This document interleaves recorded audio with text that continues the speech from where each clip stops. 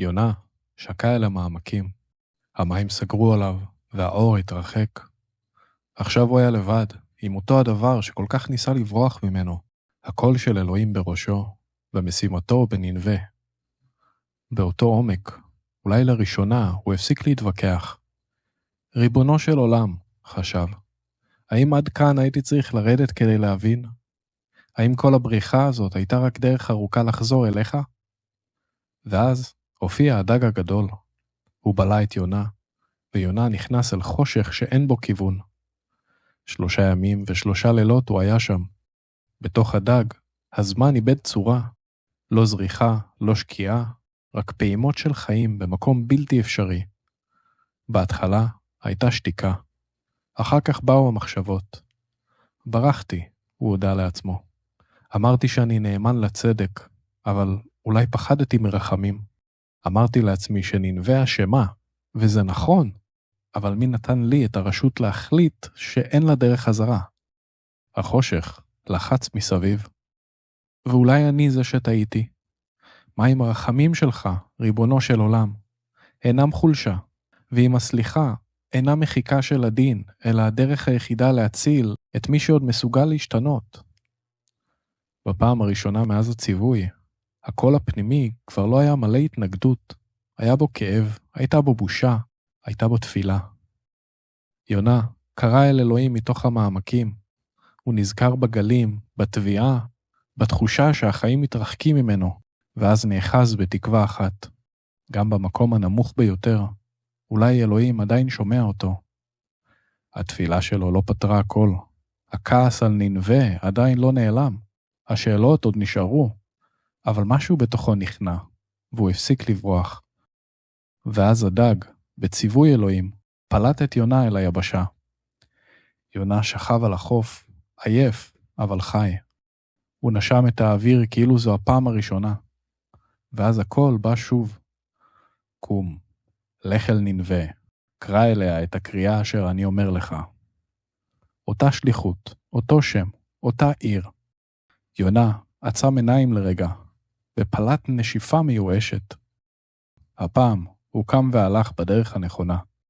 הדרך לננבה הייתה ארוכה, כל צעד נשא זיכרון של מים, חושך ותפילה בלב.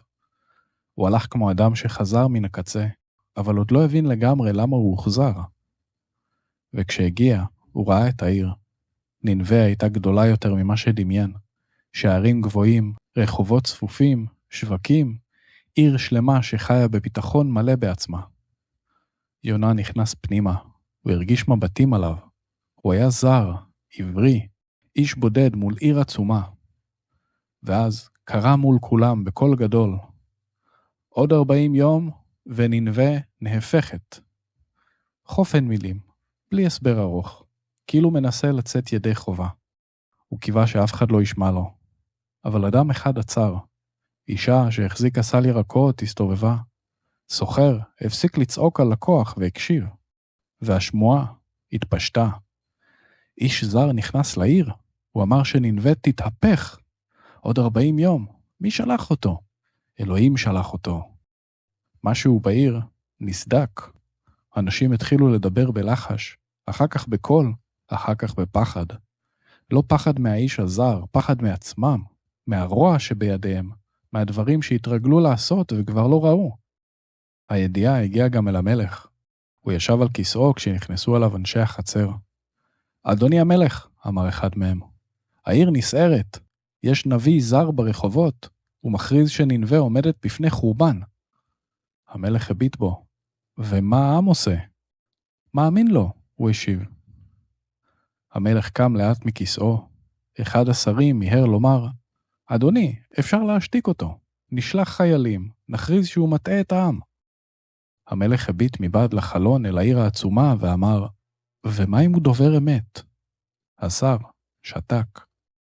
המלך הסיר את בגדי המלכות, לבש שק, יצא לחצר ארמונו וישב באפר. אנשי החצר הביטו בו עמומים. הוציאו צו, הוא אמר.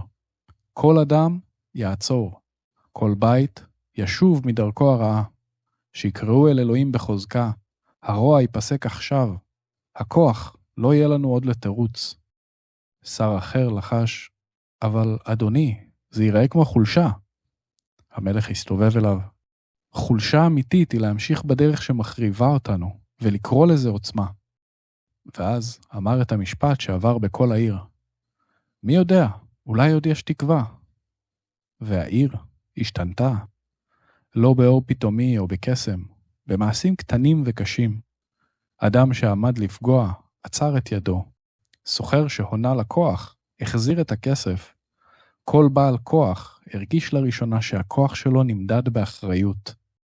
רחובות שהכירו צעקות, התמלאו שתיקה אחרת, שתיקה כבדה ומתחרטת. אלוהים ראה את מעשיהם, וננבה ניצלה. יונה ראה את המתרחש והלב שלו נפל. השליחות הצליחה. העיר שבה מדרכה. החורבן שלה נמנע, אבל יונה זעם. דווקא ההצלחה הזאת היא הפצע הכי גדול שלו. העיר קיבלה חמלה במקום צדק. כאילו מעולם לא פשעו, כאילו הכל נמחק. הוא יצא מן העיר, נסער. כל מה שחשש ממנו קרה. ידעתי, צעק יונה אל אלוהים, וקולו היה מלא כאב. זאת בדיוק הסיבה שברחתי. ידעתי שאתה רחום וחנון. ידעתי שהעיר הזאת תמצא דרך להינצל ללא צדק. מה עם הצדק, תגיד לי? מה עם כל מה שהם עשו? איך אפשר לראות עיר כזאת מתכסה באפר, ואז לפתוח לה את שער הרחמים? אלוהים בתמורה שאל אותו בהבנה, האם טוב שכך אתה כועס? אבל יונה שתק, מבט כועס על פניו. הוא יצא ממזרח לעיר, בנה לעצמו סוכה, וישב לראות מה יהיה. אולי קיווה שהשינוי יתפוגג. אולי רצה לראות אם ננבה באמת משתנה. אולי חיכה לתשובה שלא תבוא. השמש עלתה, החום התגבר, והצל היה דל. ואז צמח מעליו קיקיון. עלים רחבים נפתחו מעל ראשו, צל ירד עליו. בפעם הראשונה אחרי ימים ארוכים, יונה הרגיש סוף סוף הקלה. הוא נשם עמוק. סוף סוף, הוא לחש. הוא שמח על הקיקיון, שמחה גדולה. דבר קטן, סוף סוף העניק לו נחמה, במקום שבו כל השאלות היו גדולות מדי. אבל בבוקר הבא, באה התולעת ופגעה בקיקיון. העלים נפלו, והצל שלו נעלם. השמש חזרה להכות על ראשו, רוח חמה נשבה. יונה התעייף, כעס ונשבר. ואז אלוהים שאל אותו, האם טוב שכך אתה כועס על הקיקיון? ויונה ענה בכאב, כן, טוב שאני כועס, עד מאוד. ואז בא השיעור האחרון שלו. אתה חסת על הקיקיון, אמר לו אלוהים. אתה לא עמלת עליו, לא גידלת אותו. בן לילה הוא היה, ובן לילה הוא עבד, ועדיין חסת עליו. ואתה רוצה שאני לא אחוס על ננבה, העיר הגדולה, שיש בה יותר מ120,000 בני אדם, שאינם יודעים טוב ורע. יונה נשף בכעס, אבל לא ענה, כי הוא ידע, אלוהים צודק. הסיפור של יונה הוא מסע של גיבור מסוג אחר. האויב הקשה ביותר שלו הוא הכעס שבתוכו, הפצע שמתחפש לצדק, הפחד שרחמים יהפכו את העולם לפחות מוסרי, בזמן שהרחמים אולי מצילים אותו מחורבן עמוק יותר. ופה נשאלת השאלה, האם אדם יכול להשתנות? האם אנחנו מסוגלים לשמוח כשרחמים מגיעים גם למי שעשה לנו עוול? ואנחנו מבקשים צדק, אבל האם בתוכנו יש גם מקום לרחמים?